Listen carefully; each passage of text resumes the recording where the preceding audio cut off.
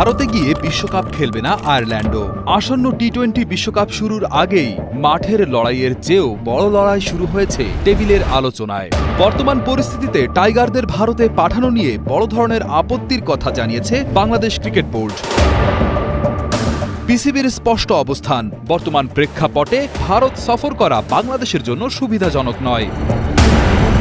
তবে এবার আসন্ন টি-20 বিশ্বকাপ নিয়ে তৈরি হওয়া জটিলতায় নিজেদের অবস্থান স্পষ্ট করেছে ক্রিকেট আয়ারল্যান্ড। সাফ জানিয়ে দিয়েছে তারা গ্রুপ পর্বের ম্যাচ খেলতে কোনোভাবেই ভারতে যাবে না। আয়ারল্যান্ড ক্রিকেট বোর্ডের দাবি, আইসিসি তাদের নিশ্চিত করেছে যে তাদের ম্যাচগুলো শ্রীলঙ্কা থেকে সরানো হবে না।